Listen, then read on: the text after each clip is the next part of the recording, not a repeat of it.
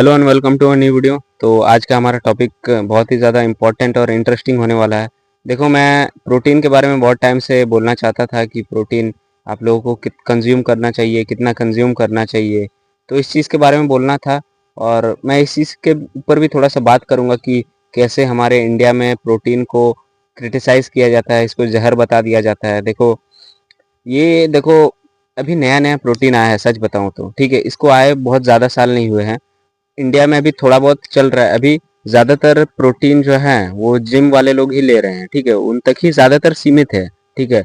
अब देखो, ये एक समय के बाद धीरे-धीरे रेगुलर डाइट बन जाएगा, क्योंकि अभी लोग इसे समझ नहीं पा रहे हैं ना, इसलिए इसके बारे में क्रिटिसाइज़ कर रहे हैं, इसको बहुत ज़्यादा बोल रहे हैं।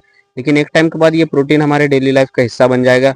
भले आप नहीं, लेकिन आपके बेटे या फिर बेटे के बेटे, वो लोग इसे कंज्यूम करेंगे, ऐसे ही कंज्यूम करेंगे जैसे आप कंज्यूम करते थे अपने बचपन में, हॉर्लिक्स वगैरह ये सब कंज्यूम करते थे ना, और इसे जहर नहीं मानते थे।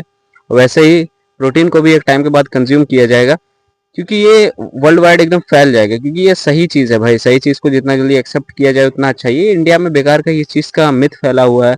नहीं तो प्रोटीन अगर ज़्यादा क्वांटिटी में बिकने लग जाए तो सब आसपास हमारे अच्छे अच्छे प्रोटीन ब्रांड्स बिकने लग जाएंगे, अगर सब खाना चाहा तो, ठीक है? लेकिन ऐसा होता नहीं है। तो यही चीज़ है दिक्कत हमारे इंडिया में। बाकी देखो, आपको प्रोटीन क्वांटिटी कितना मैं इसके बारे में आपको बता देना चाहता हूँ कि अगर आपका जितना वेट है, ठीक है, अगर आप एक्सरसाइज वगैरह उतना ज़्यादा नहीं कर रहे हो, तो आपका जितना वेट है तो उतना ग्राम आपको प्रोटीन एटलीस्ट लेना चाहिए। भले आपका वेट 60 ग्राम हो तो 60 ग्राम प्रोटीन लो, एकदम कंप्लीट प्रोटीन, जिसमें सारे एसेंशियल अमाइनो एसिड्स प्रेजेंट हो। जैसे बहुत सारे हो गया, ठीक है, मैं अभी बताऊंगा नहीं। अगर आप वेजिटेरियन हो तो ऐसा भी नहीं कि प्रोटीन के सोर्स नहीं है, बहुत सारे सोर्स है प्रोटीन के, वो सब कंज्यूम करो और डाइट को क्लीन करो। बेसिकली अच्छा फूड ही करो। और बहुत लोग जो बोलते हैं ना, ये देसी डाइट लो, देसी डाइट लो, देसी खाओ, ये खाओ, पहली बात, ये लोग खुद देसी नहीं है। ये थोड़ा बहुत घर का खाते होंगे और ज़्यादातर बाहर में वो क्या कहते हैं उसे, फास्ट फूड, मोमोज न क्या कहते हैं, ये सब खाते हैं ये लोग, ठीक है? और हमें बोलते हैं कि हम देसी खाएं, और ये खुद देसी नहीं खाते हैं, ये मोमोज खाते हैं, ठीक है? हमें घर के खाने को कहते हैं, लेकिन ये खुद नहीं खाते हैं। तो देखो, आपको अपने वेट के हिसाब से प्रोटीन लेना है, ठीक है? आपका जितना वेट है, अगर ज़्यादा आप एक्सरसाइज नहीं कर रहे हो तो, अगर एक्सरसाइज वगैरह कर रहे हो तो एटलीस्ट 100 ग्राम प्रोटीन, या फिर आपका जितना वेट है, ठीक है, उसको मल्टीप्लाई कर दो 1.5 से, ठीक है? उतना ग्राम आपको प्रोटीन रोज लेना है। कंप्लीट अमाउंट ऑफ प्रोटीन, चाहे कुछ भी हो जाए। उससे आपका मसल गेन होगा। फैट लॉस में भी हेल्प करता है प्रोटीन। प्रोटीन रिक्वायरमेंट बहुत ज़रूरी है हमारे स्ट्रेंथ के लिए। हमारे देखो, ओवरऑल डाइट में प्रोटीन होना चाहिए, है ना? प्रोटीन होता नहीं है हमारे डाइट में, और हम सोचते हैं कि हम पतला हो रहे हैं, ये हो रहे हैं। देखो, प्रोटीन हमारे मसल को मेंटेन करके रखता है, ये ज़्यादा इंपॉर्टेंट हो जाता है।